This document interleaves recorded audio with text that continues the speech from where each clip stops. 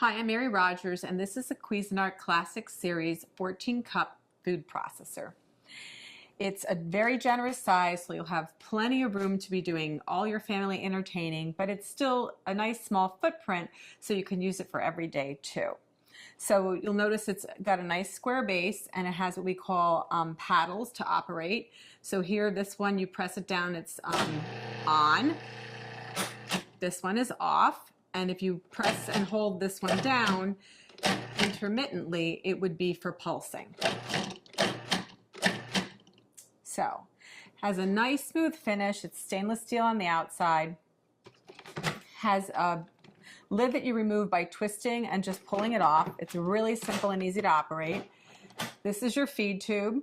And there's also a smaller feed tube inside, which I'm going to show you how to use a little bit later.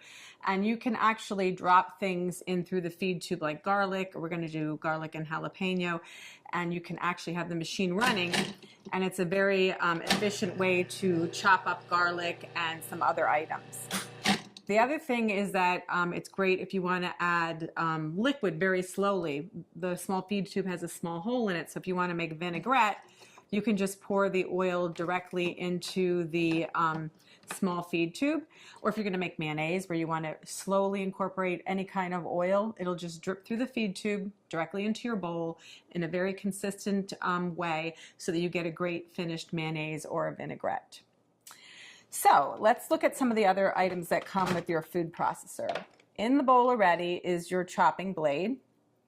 And we call this the S blade because it's shaped like a little bit like an S. And this is used for everything from chopping herbs and onions to pureeing, mixing, and also kneading doughs. And then the next thing is your stem.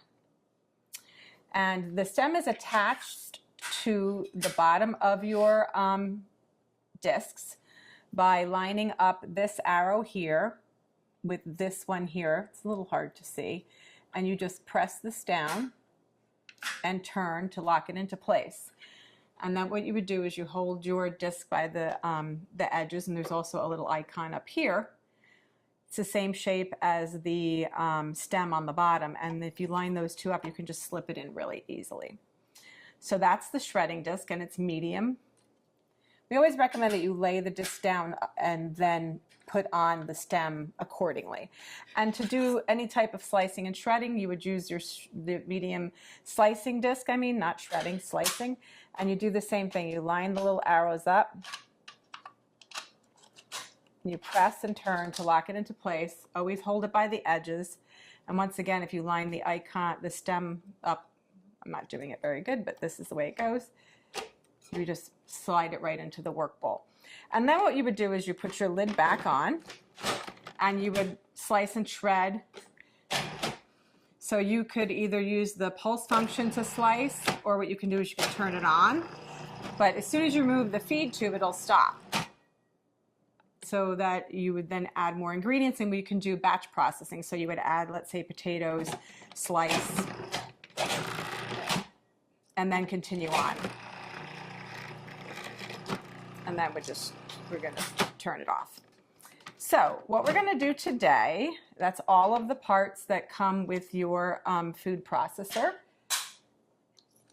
And also you get a little spatula we help you with. What we're going to do now is we're going to put in the chopping blade. I'm going to show you how to make a guacamole very quickly and easily. So just put that in. And the first thing we're going to do is we're going to add our cilantro. I'm going to add most of it, not all of it. And you're going to see how efficient this machine is at chopping up ingredients. So very quickly and easily. So I modified this recipe a little bit in comparison to how it's written in our instruction manual. Next, we're going to add our tomatoes, which were seeded, and the pulp the interior was taken out, the seeds. And we're going to pulse that until it's finely chopped.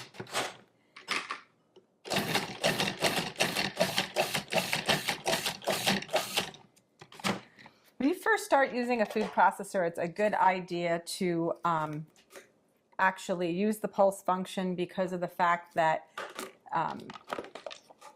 you know, you just want to get used to using it. You also want to get used to the consistency, and it gives you much greater control. So I'm just going to reserve this. Sorry, this is like a... I'm going to reserve some of this so that when we put the guacamole together at the end, it'll still have some of the chunky tomato, but I'm not going to do all of it. And when you know, if you have your own favorite recipes, you can modify accordingly. So just remember that whatever you put in the bowl first, if it stays in there the whole time while you're chopping and mixing or pureeing, that will be the smallest thing at the end. So just keep that in mind. So I didn't remove everything, just most of it. So the next thing what we're going to do is, with the machine on and running, we're going to drop in the garlic and the jalapeno through the feed tube.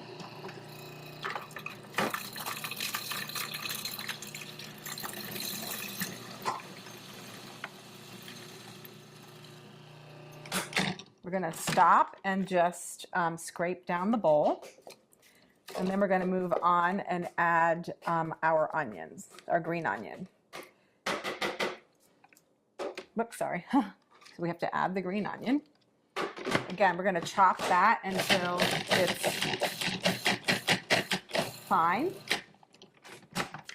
And then we're going to add the majority of the rest of our ingredients. The first being our fresh avocados. So just do that by adding that like so. And the last of the ingredients, so of course lime juice. This helps keep your guacamole also very fresh looking and gives it lots of extra flavor. This is the salt, cumin, and then the last ingredient is the chili powder. Give it a little zip. So now what we're going to do is we're going to put the lid back on, and then we're going to pulse until it's really creamy.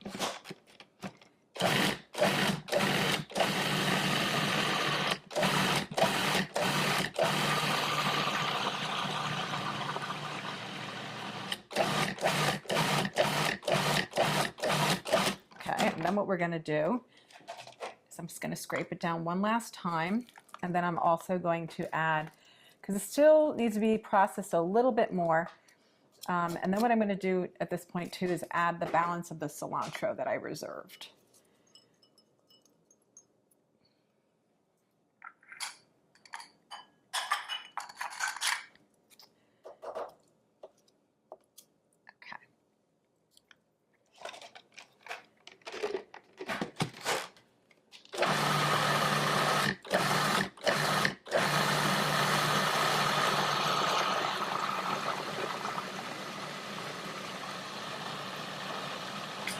Okay, that looks like it's mixed really well because it's very creamy. I'll show you. It's nice and very, very creamy looking. So the last step is to add back in the tomatoes and the cilantro. And this is really just so that they don't become, you know, when you're pureeing the guacamole, you know, if it stays in there the whole time, you won't see the chunks of the tomato anymore. Let's just add that back in, and we're going to pulse until it's incorporated.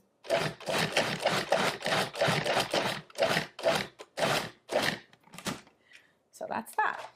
So now what we're going to do is I'm just going to add this to our decorative bowl for serving. And you know, you could also put a beautiful lime wedge on top. The other thing that you can do is add maybe a couple extra little pieces of tomato. Oh, I'm going to show you a little trick also. This is a really, really big batch of guacamole, so it's great if you're going to have a party. But the other thing too to remember is if you are going to be making this and then serving it like later, it's a good idea to put a couple of the pits in with the guacamole in the meantime, because this actually helps it, along with the lime juice, from turning brown on you. So you want to just cover this up. You can put it in the fridge if you want, or you can eat it right away. The other thing I want to mention too is there's so many great things that you can use your food processor for, not just guacamole, but you can make pizza dough or pasta dough. You can also make cookies. You can make all kinds of things like chicken salads and vinaigrettes. It's a lot of fun to use. It's really simple to operate. And the best thing about it is all the removable parts are dishwasher safe.